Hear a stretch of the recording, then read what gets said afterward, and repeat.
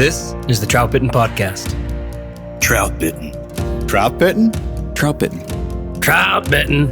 Troutbitten? Yeah, Troutbitten. Troutbitten. It's about trout. Wild trout.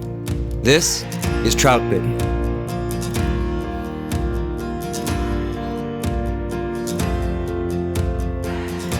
So this is the Troutbitten Podcast. Welcome back. I'm Dominic Swintoski, the owner of Troutbitten and author of troutbitten.com. I'm joined today by my friends Bill Dell, Josh Darling, Austin Dando, and Trevor Smith. This is our 7th podcast episode in the first season, and we've done this enough now to get into a rhythm. If you listen to previous episodes, you know that we've kept the topics tightly focused on just one aspect of fly fishing for trout. And before we dig into those topics, we always do a question and answer session with my friends. But we're mixing it up today. This is Freewheelin Troutbitten. We're going to do a full podcast of questions and answers here. Just a free-form discussion about trout fishing on a fly rod. And probably a few other things mixed in too. A couple of these questions are from listeners. This podcast series has garnered tremendous support from the beginning, and we've encouraged listeners to send us questions. Some of you have, and we'll answer a couple of those questions here tonight. But most of these questions are just things that we want to ask each other. In truth, this is the kind of discussion that happens around the tailgate and the grill every time my friends and I fish together. So let me kick this off with a quick question. Let's get right into it. This is from Marcus in Utah by way of Instagram. Let's all answer this one real quick. Guys, what's your favorite variation of a pheasant tail nymph? Or how do you tie your pheasant tail? Josh, what do you think? Yeah, usually I tie mine on a jig hook.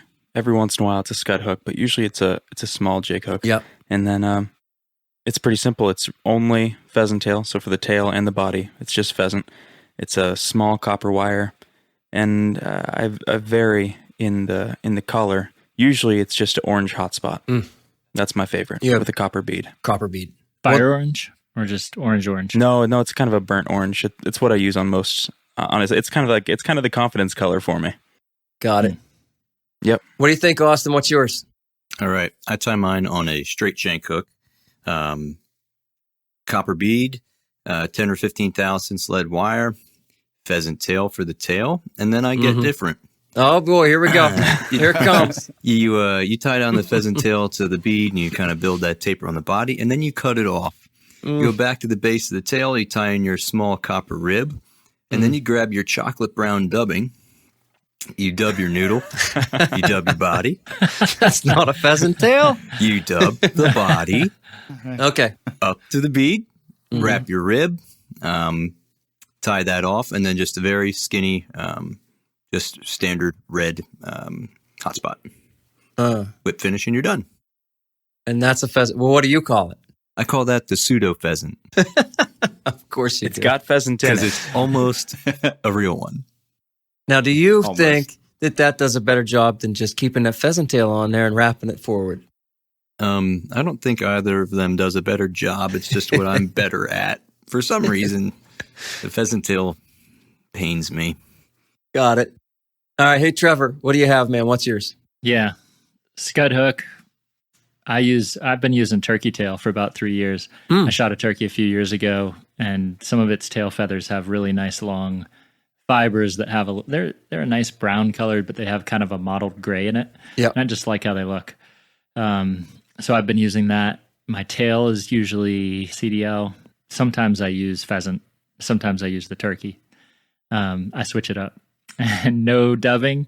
And I use fire orange for my hotspot and a copper bead. You may not use dubbing, but you don't use pheasant tail either. Yeah, That's right. It's mostly not turkey. much. Not much. Enter CDL for a tail. That's not really a pheasant tail. But thanks, for answering Marcus's question anyway. Closest thing in your box to a pheasant tail. Yeah. What brown nymph do you fish? Yeah, right. Yeah. All right, Bill, what brown nymph do you fish, sir? I'm not at all consistent in how I tie them. I tie them different every time. The one that I have the most consistent luck on is a straight shank, tungsten bead with copper wire, pheasant tail, wrap it up, and then wrap the pheasant tail one way, wrap the copper wire the opposite way, and then tie it off, put a little bit of grayish SLF spike dub. I think it's like a squirrel spike dub. Yeah. Mhm. Put a little bit of that on there, and then a chartreuse hotspot on the front. Huh. Change up at the Chartreuse. end there. How about it? Yeah, Yeah. Little look at Granum that. look. Chartreuse. Do you fish that all year round? Yeah, I think it in the winter it's really good. Like especially when there's a lot of case caddis around, Right, it fishes right. really well. Right. Now, Bill, this is like size 2 to 4, right? Yeah, Right. Yeah. That's the only way to go for Bill. Big Yeah. fish. Bill has notoriously huge flies. Big pheasant 1X. tails. That's right. Big pheasant tails for big trout. So that green right there, right? I mean, you guys know when we fish around here right now, like every other cast when I touch, I got a cased caddis on my hook. You guys, right? Yeah. Yep. As a cased caddis, if you take the larva out of there, it's green. It's bright green. Let me ask you guys this too. So Bill says he kind of does it different every time. For me, all right, so mine is a scud hook, copper bead, only pheasant tail with a copper rib, no legs or dubbing, and then a thin red collar for a hot spot. And for me, that's been the same way for, I'm going to say 15, 20 years. And I don't want to do it any differently. And I don't want any of your pheasant tails in my box because I won't have the confidence in them. So I'm the tyer. I'm the guy who I do tie it the same way every time. And I have that high confidence. Do you guys mix it up like Bill or I mean, I have patterns in my box, which I'm goofing around with, but I'm saying those standards, I want them to be the same every time. So the one that I just described, I always have in there, and it's always tied the same. But I do have other pheasant tails as well. That's just my favorite. And so I have more standard like Frenchies with like a orangish, pinkish dubbing, small amount of dubbing in the front, that kind of thing. I have some with gold beads. I have some with nickel beads. What do you think's special about pheasant tail in the first place? I think pheasant tail has little fibers that move, Yeah. right? Yeah. I mean, I think the turkey tail does too. Of course it I have does. to disagree with that. Yeah. The micro movement. The pseudo pheasant doesn't rely on micro movement. I think it just imitates a lot of the creatures that live down on the bottom of the riverbed, and if it's drifted properly, it gets taken for any sort of macroinvertebrate. Bugs have legs, man. The trout look for that. Oh, yeah. Yeah. They listen for it. I do think it's They listen for it. Your lateral lines pick up that micro movement. the microbarbules, of the pheasant tail. Yeah. There is something a little bit special about pheasant tail as a material. I don't think the fish care. I guess to me, it's more about the weight. If I want it to be weighted less, I'll put a brass bead on. If I want it weighted more, I'll put a tungsten bead. Sure. But why does the weight matter to you? Whether I'm fishing it with dry dropper or off of a tag. If I fish it dry dropper, I'd rather fish brass beads. Sure, but you think the weight has something to do with how you catch fish, like how successful the pattern is? No, I think it'll pull my caddis under more likely if it had a tungsten bead on it. Your dry caddis. My dry caddis. Interesting. I thought you meant like the change in movement of that fly in the current or something like that. I'll point out too, I know, Bill, you're Mr. No Split Shot. But for me, I don't need multiple weights of my own pheasant tail. And if they're eating my 16, but I want to get deeper, I'm just going to throw a little bit of split shot on or pair it up with another nymph.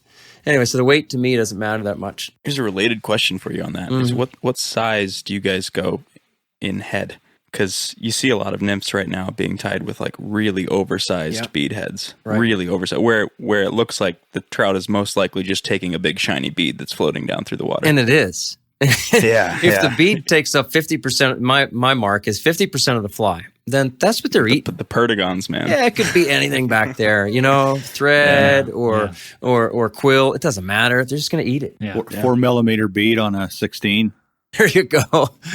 No, I mean, I think a lot of that comes from, the competition scene because they can't use split shot. So they're going to, and they want heavy flies. So they're going to put, a 3 millimeter bead on a 16, maybe, I like more standard proportions. I like where maybe the bead is 30%. I'm just throwing a number out there of the fly. Sure.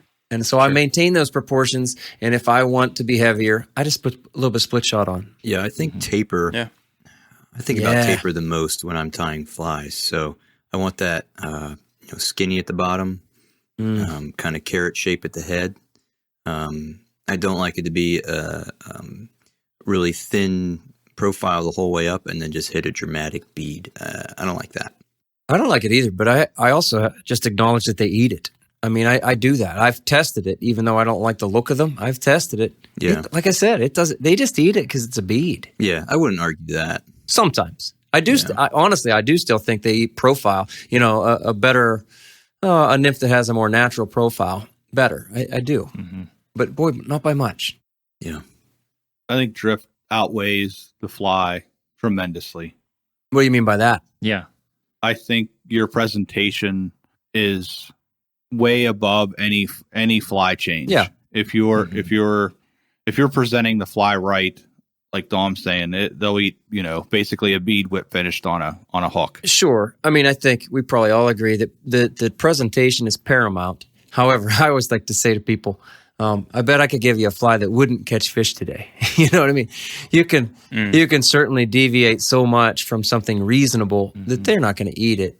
And there is a reason where like I told you my favorite pheasant tail, and there's a reason why I have the confidence in that, because I have used other stuff, and I do feel like my fly outperforms all of yours.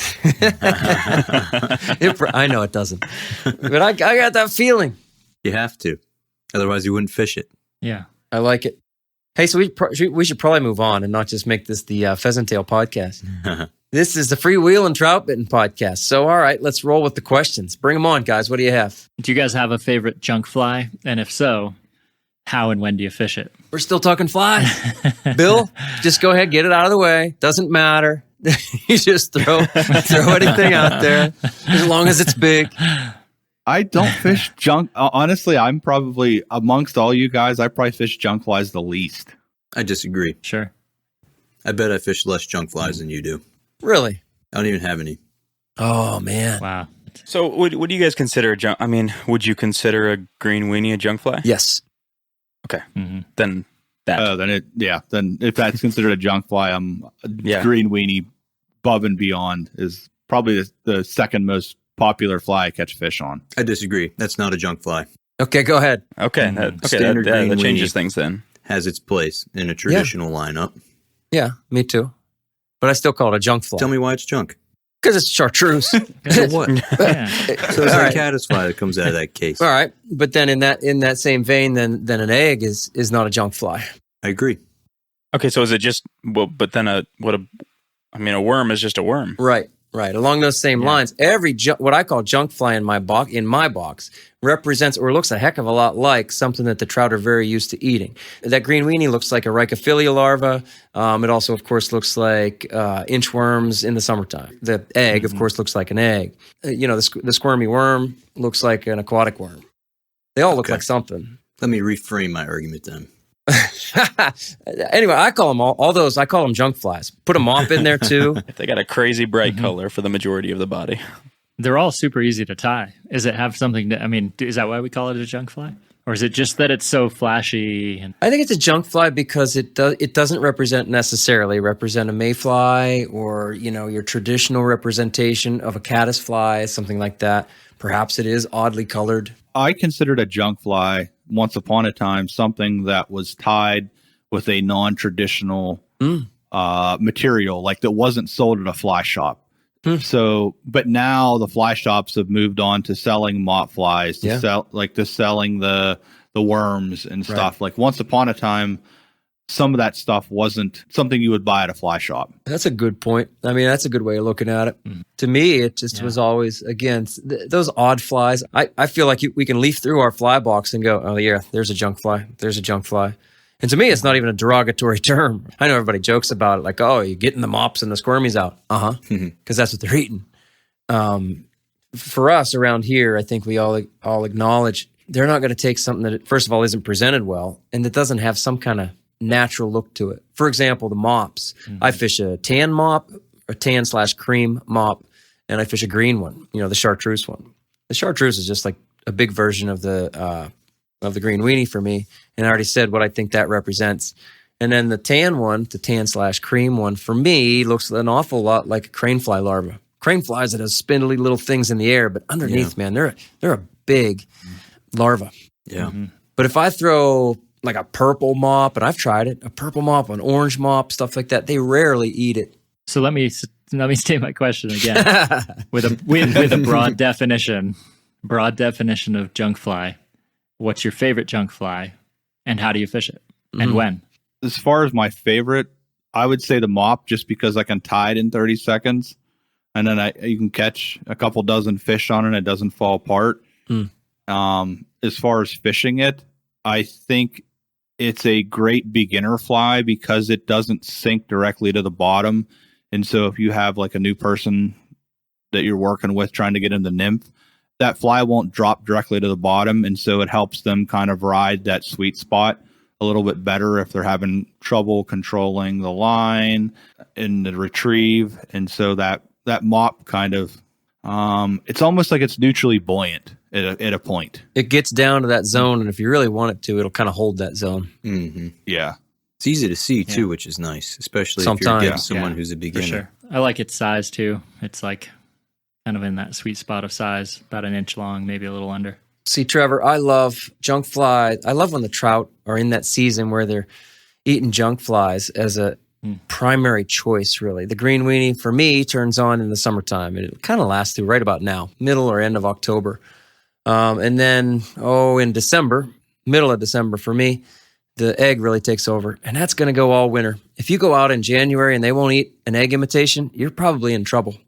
I'll usually pair that up with a second fly being a lot smaller, usually, and more natural. Those seasons where they will eat the egg all winter long, and that summer where they'll eat the green weenie. For me, it really pairs down fly selection, and then I just focus on presentation. So those are my two favorite junk flies. I like it. I'm going to shift gears for us out of flies. So yesterday I was on the river, and I dropped my nice pair of sunglasses somewhere along the creek. Don't know if they're on the bank somewhere or in the bottom of the deepest hole. That's know. The worst. Here's my question for you guys. What is the worst thing you ever lost on the river, be it walking in, drop it in the water, a physical object of yours that you took there and lost? I lost an entire box of flies. The whole thing. There you go. Chock full. That is just hours and hours. Self-tied. Of self-tied flies, yeah. Yep. That's tough. Oh, man. That might be the worst thing you can lose. Yeah, I mean, you can break a rod and probably it's worse to lose your fly box. Right. That's true. I found Josh's net that he left on a stream. I was there that day. Oh, yeah, you did. That's right. Yeah. And you we filled it with got trash. I didn't, It's better than what I usually fill it with, so. Which is nothing. Suckers. I don't know. Foul hook suckers. Yeah. How about anybody else? Suckers and real stalkers. Quick, I'm sorry, real quick side story. Joey and I yesterday were fishing a hole, and there's some nice trout in there, and then we foul hooked a sucker. And I handed off the rod to him because I thought it was a trout. And he's like, oh my gosh, Classic this thing's so heavy, right? I'm sorry, go ahead. We're back on track.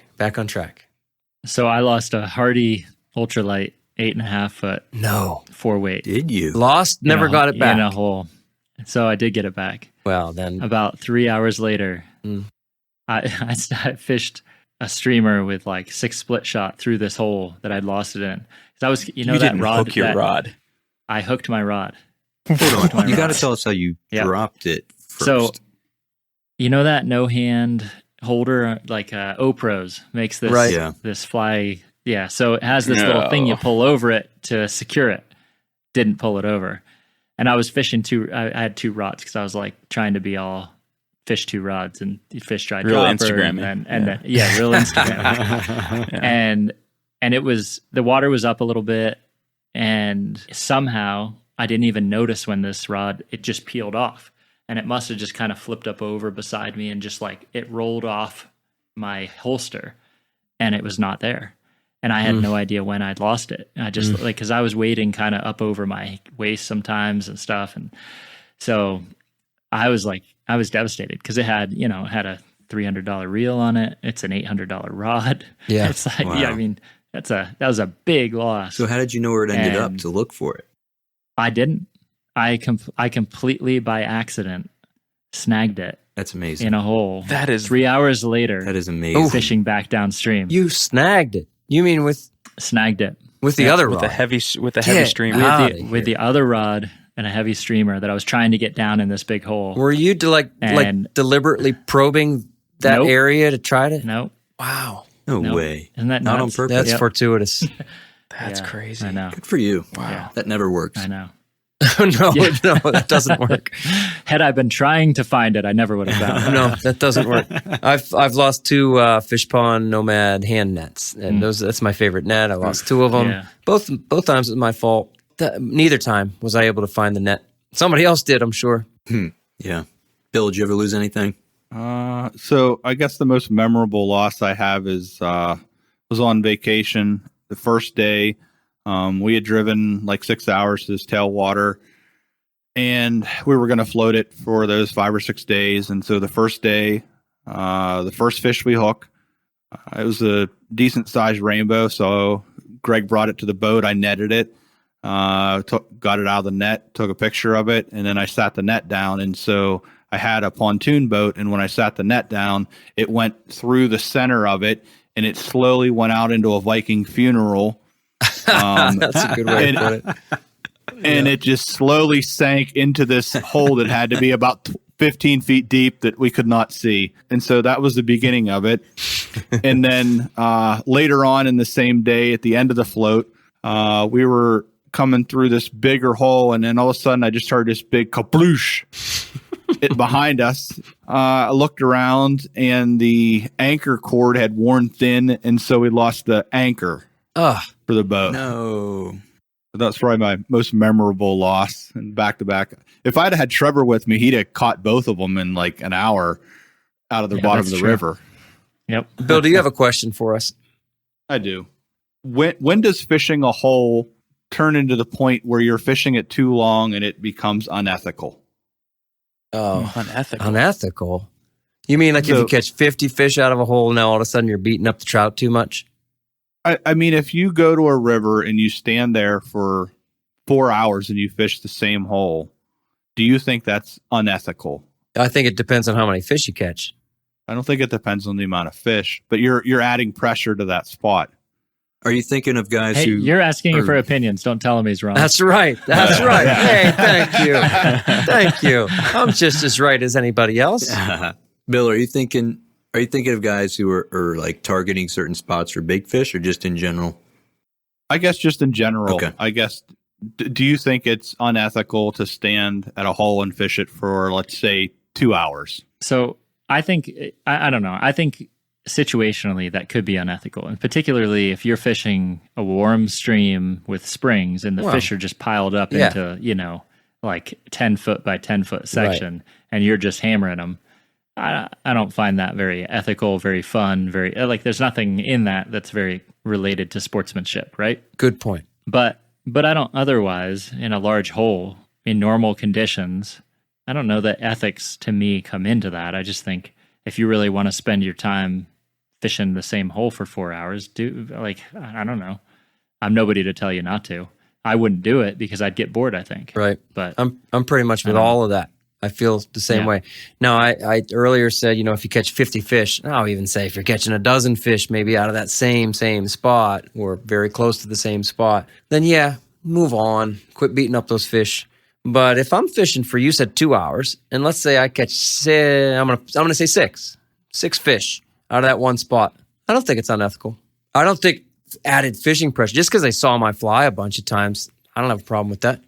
I know there's places out west where there's rules. Mm-hmm, Or right. you get in line and you cycle through, and you better not break the order. I know. And guys do that all day long, and it's accepted. Bill, what do you think? I think it's a fine line. I don't know. I just think that added pressure good for the fish?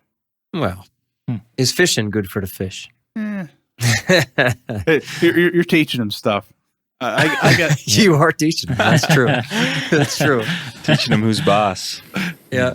A friend of ours fished many, many times in the same spot over and over. And then when I went back with that same pattern, they wouldn't eat it. And they wouldn't eat it for him either eventually. You can definitely teach the fish. I think what Bill, I agree with what you're saying there. You can teach them. I don't know if it's unethical. If you're catching and releasing fish in a fair way, we've done the whole thing on how to hold a trout, how to handle a trout. If you're doing that, I think that for me, that's where the ethics are. As far as catching and releasing them, cool. Do it as often as you can. I don't really have numbers on it that much. I like the question. I think it's provocative. Yeah. All right. Well, mine's kind of provocative. I was wondering if you guys, what's your top pet peeve about social media posts in regards to fly fishing? Bill, go ahead. I've got the floor is plenty. open. I had this same question written down. Mm-hmm. Oh, nice. I think it's the elaborate story these days. Every fish that gets posted comes with 400 character post about this or that. I don't know. Fish I catch, it doesn't always have to be a story. It's just, okay, I caught a fish. A little self-adulating, maybe. Just like, yeah, I don't know. And to each his own. And I guess I don't look down upon those people. I guess I'm just saying, to me, I'm like, oh man, another one. And I read like 3 words of it and then I skip on. You're not looking down, but it does bug you. That's all you're saying. Yeah. So I kind of come in a little bit on the defensive about that because I'm the writer, right? I'm the one who's going to tell you a story about the big fish that I caught. That's what I do. What else you guys got? I'll throw out like locations. Like some people get real creative with locations when they have location tags on them, and I like that. But when it's like Browntown or like or any reference to butter, that really gets under my skin. No butter, no more butter. It's been done. Josh, what I thought you were going to say is locations. My answer is when people spot burn. That's the for sure. That's the worst thing on social media. I was fishing, River X. And I was fishing the such and such access on River X, and I fished, on the right side bank and right where the spring comes in, and I caught 10 trout, and they were all eating such and such. No thanks. Yeah, absolutely. Keep that to yourself. I was kind of going at it from like that. To me seems just like that is universally bad. Like everybody should agree with that. But I know. No, not everybody does, but in my opinion, I think everybody should agree that's a bad thing. I was thinking more of just like there's nothing really inherently wrong with referring to your brown trout as a stick of butter. Or referring to the location in which you caught it as Browntown. There's nothing inherently wrong with that. It just bugs me. Yes, there is. Not that there's anything wrong with that. No, not that there's anything wrong with that. Or if they don't mention the access, maybe they make no attempt at hiding a very obvious structure or feature, landmark of some kind. Turn your back the other way. You'll put it towards the bank, not towards the bridge across the creek. We really should do a whole spot burning podcast. Quite honestly, because I think it is the one of the most detrimental things out there. Yeah. And everybody's going to tell you, well, everybody knows about that river. It's popular. It's a blue ribbon trout stream. Yeah. But it doesn't need more attention, and it doesn't need you to tell the whole world exactly where to go fish it. Yeah, I agree. All good ones. You got an answer to your own question there, Trevor? I was going to say just like the thinly veiled attempts at selling things, and I think that just follows along the influencer line of thinking. And we talked earlier about just like trying to sell sex through social media posts, and that's even worked its way into fly fishing and maybe less so with trout still, and certainly like wild trout and the type of fishing we do, but it's worked its way in. And so, I don't like that stuff. While you're here, go visit the Troutbitten shop. That's right, the Troutbitten shop. Right. No, I try to be, so, Troutbitten has sponsors, and we have companies sponsoring this podcast. There's ads on the Troutbitten website. That's part of what funds this whole project. But I'm always really upfront about that stuff. When I do gear reviews, that's part of my policy. And when companies give me stuff or stuff comes my way, and I'm always really, really clear with everybody, hey, I probably am not going to review this, because my gear reviews come very sparingly. And even like the ads that I run, I won't run ads from companies that I don't really like their stuff, So I don't know. There are lines to be drawn, and it's easy for me to say where those lines are for me, but it's hard for me to determine where they should be for others. Hey, let's take a real short break. We'll be right back. Fulling Mill is the world's leading producer of flies, fly boxes, hooks, beads, and tippet. Known for their barbless hooks, they have many of your favorite trout patterns tied barbless. Not only that, they feature patterns from anglers like George Daniel, Pat Weiss, Josh Miller, Joe Goodspeed, and many others from around the world. Every pattern is backed by the 200% Fulling Mill guarantee. If a fly isn't up to the highest standards that you expect, they will replace it with two that are.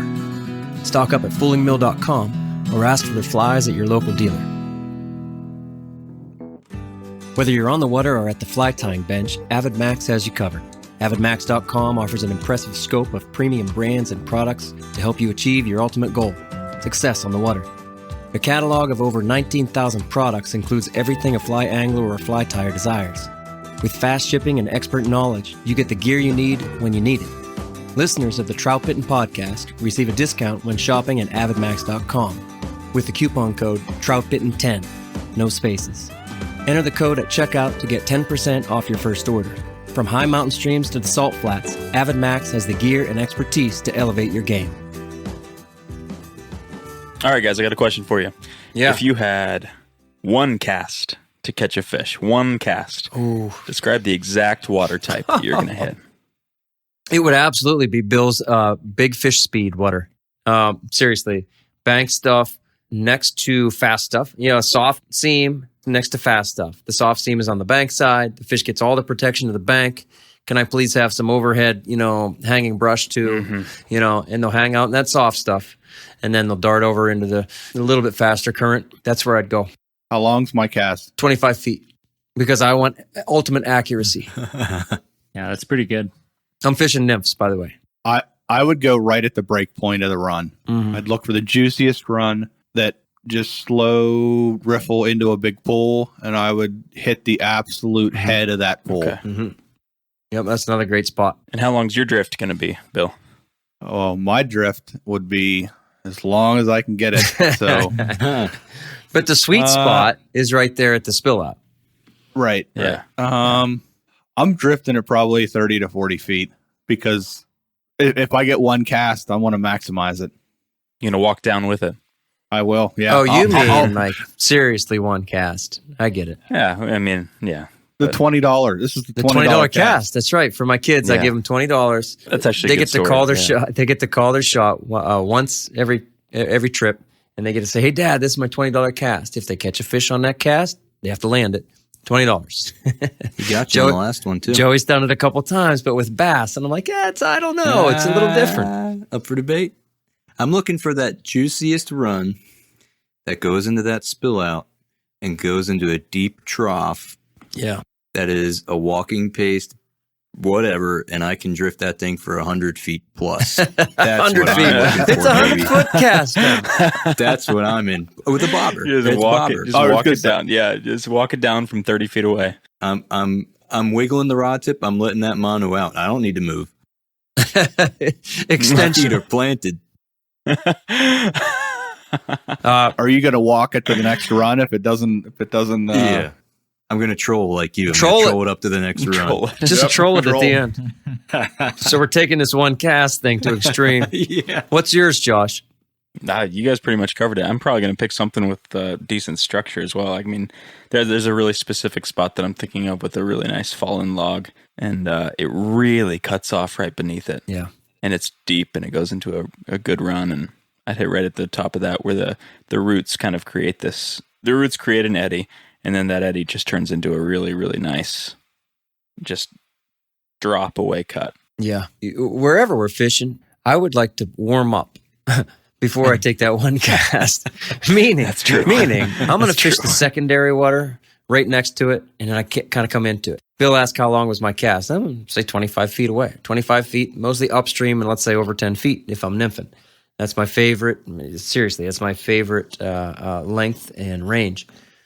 And I'm going to tuck it in. But what I'm going to do is fish at 25 feet of line as I approach it, and I'll fish to the right of it, let's say. And now I'm going to get pretty nice drift right there in pretty nice water. And now I'm going to take a step to the left, and I'm going to get closer. I'm going to do that. And then eventually I'm going to, all right, here we go. I'm going to take that one step over, and now I'm in perfect range. My arm has been doing the same thing for the last 3 minutes, maybe 5 minutes, whatever, on my way over there. And now I'm ready. And I'm just saying, I think there's some value in warming up. So if you're warming up and you're warming up, how far are you warming up away from the juicy spot? 2 feet, 3 feet? And so what if that fish in the juicy run decides that he sees your fly and he bolts over, and by the time it takes him to bolt over, he displaces and he stops feeding? He displaces and stops feeding. So let's say it's a day when the fish are feeding aggressively. So you're expecting to fish the juicy spot of the run. And so you work your way over to that run. Yeah. And let's say 15 casts before you hit the really good part of that run.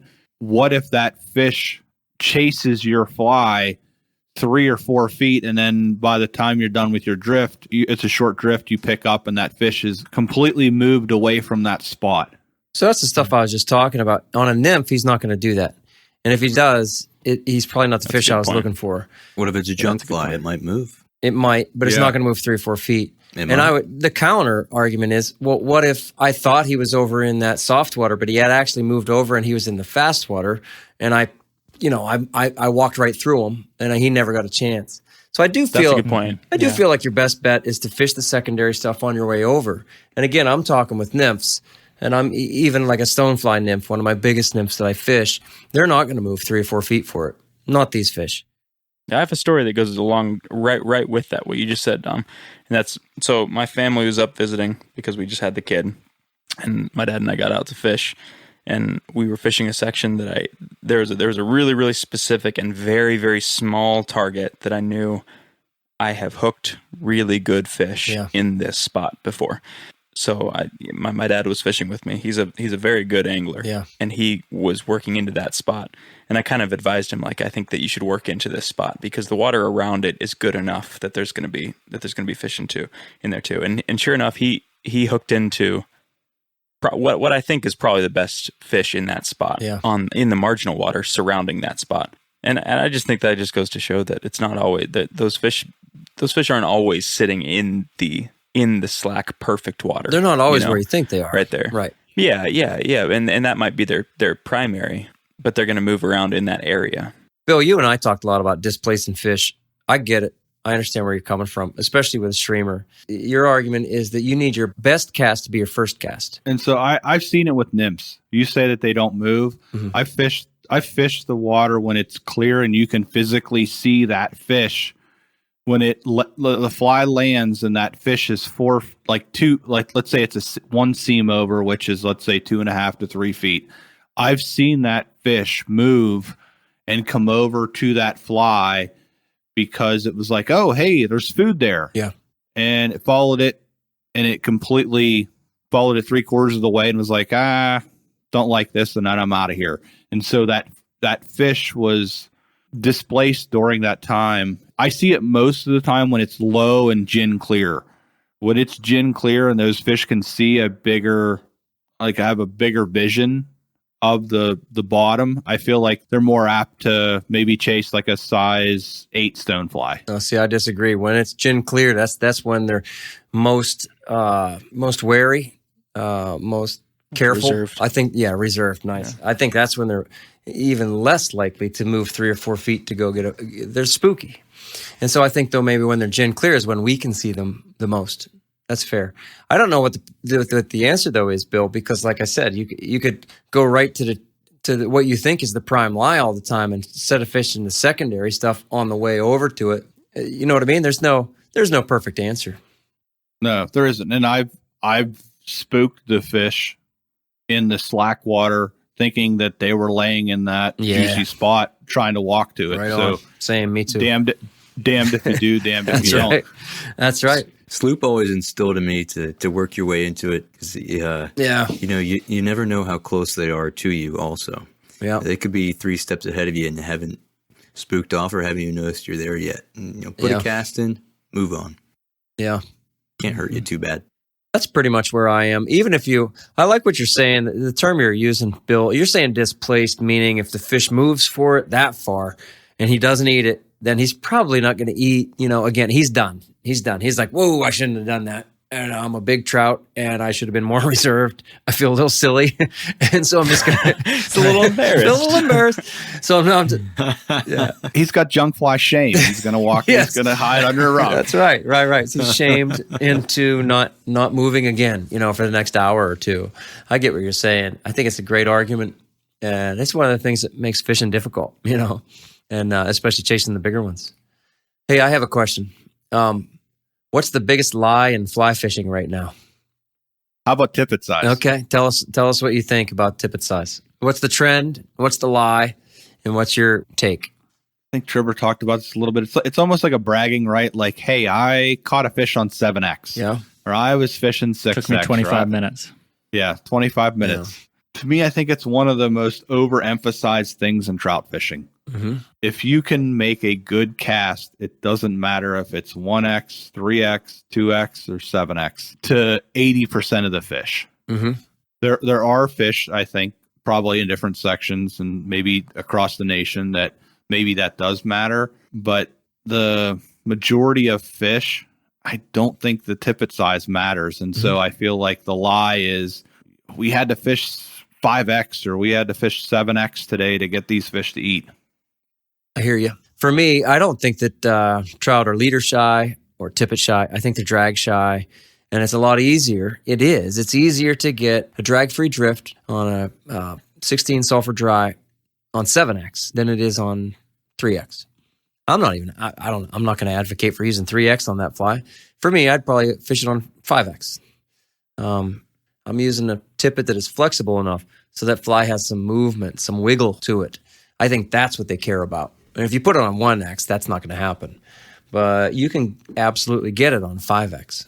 The biggest lie, one that bothers me, you could call it a misconception maybe, is that you can only Euro nymph with Euro flies. And that's just simply not true. Right. We all know that. Yeah. You can use any sort of traditional standard fly you want. Any you fly. can do the same thing. Right. Take your confidence flies from how you've been fishing your whole life and throw some split shot in front of them, and you're fine. Use the same tactics. You might even catch more fish. Right on. Biggest lie. Josh, what do you think, man? I'm going to say biggest lie, I think it probably usually goes unsaid, and it's left to assume that the pictures that we're seeing are mostly of wild trout. And I just don't think that's the case. There's a lot of pictures that are taken of club trout and holdover trout, setups, you know? Right. And so I think that the pictures that, I think that most of us would be embarrassed to post a picture of a fish that we thought might not be wild. But I don't think that's the case for most of what people see. And so misconceptions about and expectations about fishing are greatly influenced by social media right now. And I think that a lot of the big, huge fish pictures that you see are not real. That's a good answer. I'm with that. And so have have right expectations of what you're going to catch out there. Sure. We talked about that in the hierarchy of river trout podcast. Yep. I had a question about how long do you think it takes for a fish to reset and start feeding again? If you fished it but didn't walk through it, I think they need a half hour to reset. If you fished it and did not walk through it. But if you walked through it, I feel like they need an hour or maybe, let's say 2 hours. I think they need a long time to really reset, the best fish, to really reset if you walked through it. But if you just fished through it, I'd give them a half hour.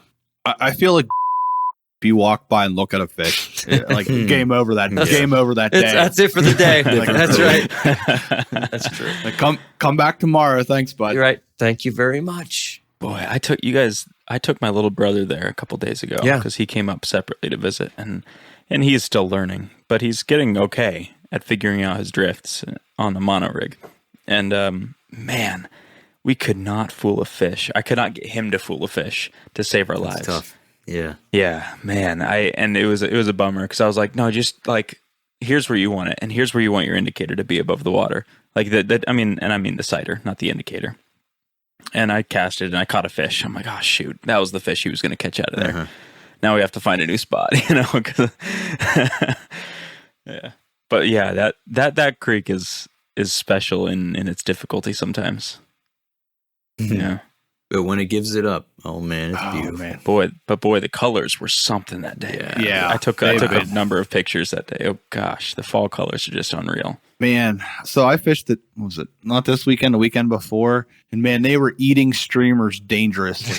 Dangerously. So here's a question. What characteristic or skill in fly fishing will help transition someone to the next level of catching more fish? What do you guys think is the most important skill? Nice. I think persistence. Oh, I like that. You know, the drive to keep going back and putting your boots in the water and spending hours upon hours. Yeah. And having faith even when you feel like you're not making progress, to know that the time you're putting in is adding up. And you just continue to chip away and make that progress and reap the benefits. But is it a skill? Yeah, it is. That persistence is going to lead you to every other skill and lead you to refine every other skill. It's a starting point. Persistence is also something that I think you can build as a skill too, because I look back to my initial angling days and I had a lot of passion. Yeah. But I think I was more apt to stop fishing earlier in the day because the action was slow. Yeah. And I kind of built up my skill of staying later and later through the day and fishing harder. So I think you can build persistence, and it's not necessarily something you're just born with. Oh, I'm with you. I think it's definitely a skill. I see it all the time. I'm sure you guys too. I'm going to say the average angler trip is 2 to 3 hours, and then they're done. Wow. Right. It feels like I get out there and then I look at my clock and it's 2 hours. I'm like, holy cow, where's the time gone? I know. I need to get more done. Yes. Yeah, I've just started. Yeah, I've just started to dial something in. Yeah. Yeah. Yeah. Persistence, man. I love that. I was going to ask, what's the biggest thing that holds anglers back? To me, what I see, it's wading skill and it's knot tying skill. Those are the two things that hold anglers back the most. So if they can develop those skills, that's going to put them far and away past, what a lot of anglers can kind of approach. Knot tying skill, and especially wading skill. And you can control both of those. Okay, if you have some knee problems, such and such, you may not be able to wade the deepest water, the fastest stuff, but you can still set yourself up with nice wading staff, boot studs, and understanding how that river's flowing. Wading skill is under your control. Within reason. And knot tying skill really is. If you don't have the knots under your fingers, you're going to be really hesitant to adjust the rig. And if you're not going to adjust the rig, you're kind of dead in the water if you're not going to take what you have on right there. And you're going to spend a lot of time with your flies not in the water. Because even if you want to make those changes, or if you want to untangle, or if you want to get something out of a branch or something, then you're going to be spending a lot of time doing it. And those are things that really only time in the water and persistence can solve. Yeah, and you get back to persistence. Yes. Yeah. Yep. If you have a Sunday, for me it was when I had 2 young kids, like you have now 3, Josh. When my kids were your kids' age, I fished every Sunday. I think my wife kind of liked to have me out of the house every Sunday. She was like, "Hey, you can go fishing any Sunday." Hey, you're kind of annoying. You're kind of annoying. Get out of the house every Sunday. 6 out of 7. Honest to God, after I was daytime dad, so after taking care of the kids, 5 days a week, I was very happy to be out. I didn't care. I did not care what the water conditions were on Sunday. I was going. I didn't care what the weather conditions were. I was going. I was fishing. Without that persistence, you're not going to get to that next level. It's going to take you. You're out there, so you might as well make the most of it. The thing I had in mind was casting. I hear accuracy. that. Mm-hmm. Sure. I think accuracy. I think that accuracy makes up for a lot of flaws. I underestimated casting until I started guiding. And then I realized that some very good anglers, we would, try to add in the next element or a different rig. And all of a sudden they just couldn't cast it. And we'd, you'd spend the next 2 or 3 hours really trying to dial in that true casting stroke, which is, 10 and 2, 11 and 1, and really stop, accelerate between 2 points and stop. It always comes back to that. It doesn't matter if you're throwing a dry fly rig or a mono rig, even for me, a streamer rig, but it's acceleration between 2 points and it's crisp stops at those 2 points. So casting, to me, was always kind of a given. Oh, I think, for many years I couldn't cast, but then eventually when I could, I just kind of took it for granted. And now I realize what you're saying, Bill, that might be the number one thing. I've said this before too, and casting goes right hand in hand with this, but line controllability. Yeah. Everything that you do, once those flies touch the water, everything you do with retrieving line, maintaining an angle, stabilizing your sighter, managing slack, every little detail of controlling that line's path and effects on your flies below, the better you can do those things, I think that's the next step in taking your angling success to the further level.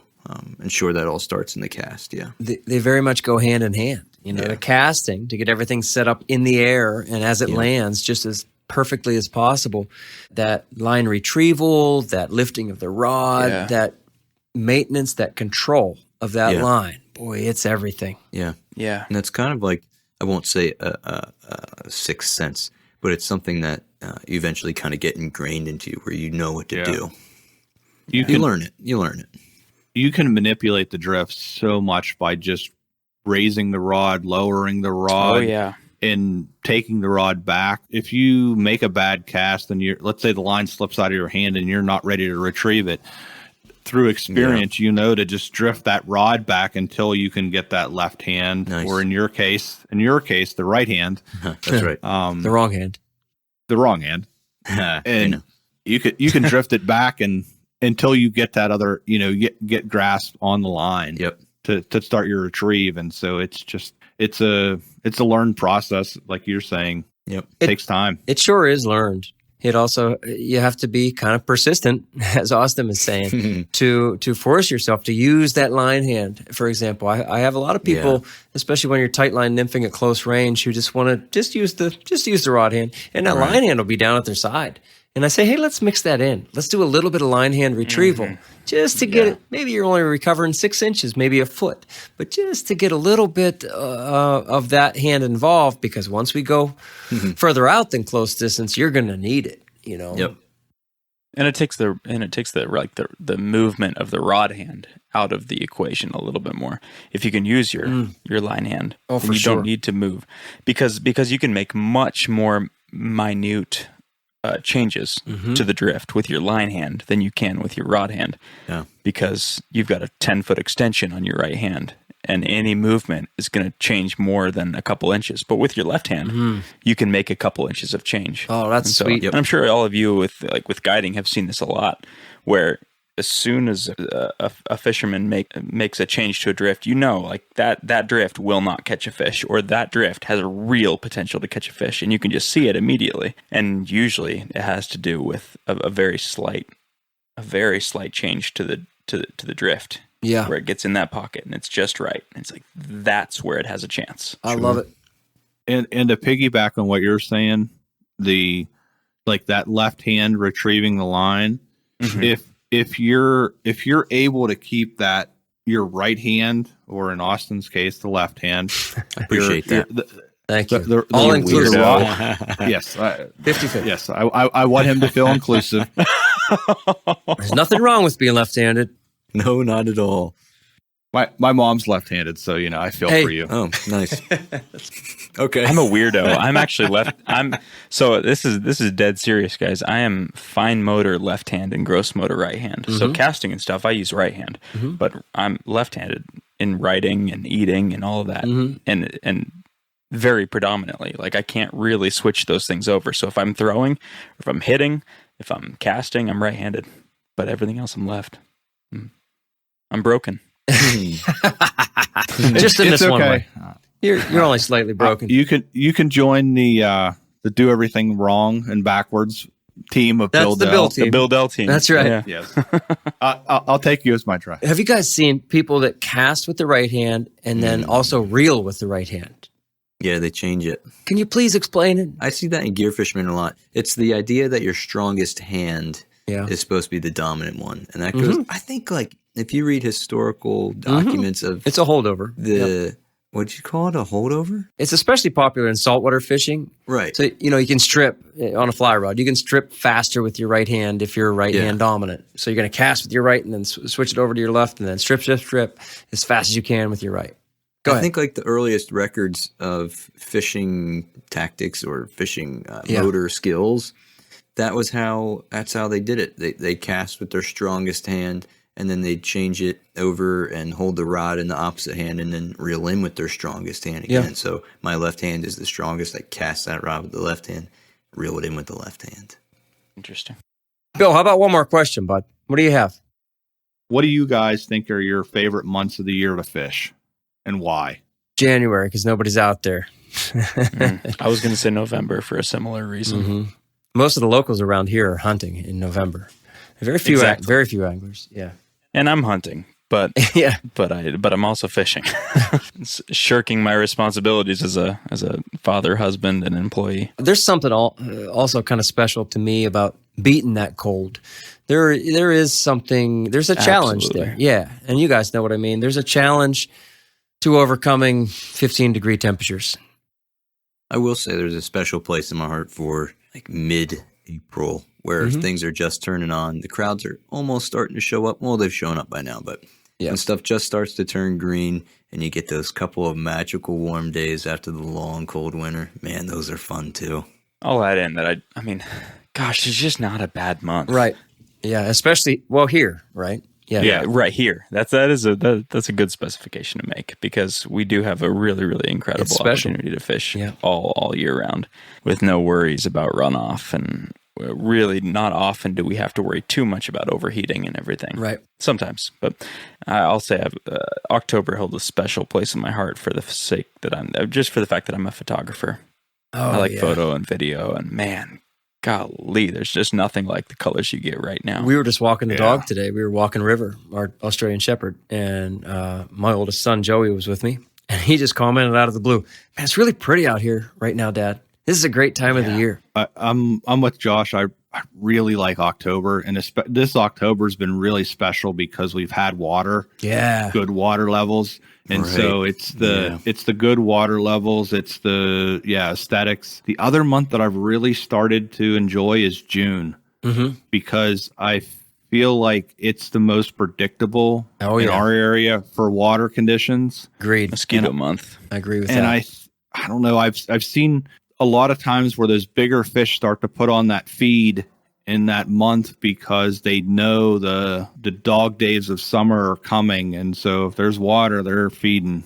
Do you think they really like have a good sense of what's coming? I do. Just like I think they know spawning season is coming, and just like I think they know colder water is coming. Yeah, I think they do. So, well, I guess what I mean by that, to get a little bit more into details, do you think that they have an idea of the differences in like last summer to this summer? This summer we struggled a little bit more with low and hot water. Do you think they have some kind of sense for that, the way that sometimes animals have a sense for pressure changes and weather changes that are coming? No, not really. I mean, no, I don't think they can predict. Yeah, this is an opinion thing. Who are we to say? What do you think, Bill? Yeah, I think they have routines. And so maybe the routine is I kind of migrate towards this colder water discharge for the summer months. And then as it gets worse, I may as the temperatures rise, maybe I migrate closer and closer, and then maybe you migrate up that trib. Or if you're near that trib and it continues to stay colder, maybe the fish stays in the main river. Man, it would be really interesting to see telemetry studies on like a large number of rivers to see, like, do these fish migrate all the time or some of the time, right? And year to year, it would be really interesting to see that. Like you said, I think they know their yearly events, but I don't think they can predict that a drought of 3 or 4 months or 5 months like we had last fall. Sure. A year ago, all we had was drought conditions. I don't think they can predict that. Boy, if they could, that'd be something special. Yeah. They don't have trout tarot cards? No, not so much. All right, guys, thank you very much for this session. That was a lot of fun. The Freewheelin Troutbitten. I think we'll do this again. Thanks to everyone out there for supporting the Troutbitten podcast. Let us know if you have questions or suggestions. I'm sure we'll do this again. Okay, remember, troutbitten.com is a free resource for all anglers, so dig in and check it out. Navigate through the menus and find what you like. Share it. Leave a comment. Use the search page if you're looking for something specific. Navigate by way of the categories and tags too. Thank you for listening. Please give the show a 5-star rating on Apple Podcasts and leave a comment because that really helps. Until next time, friends, fish hard, enjoy the day, and find your life on the water.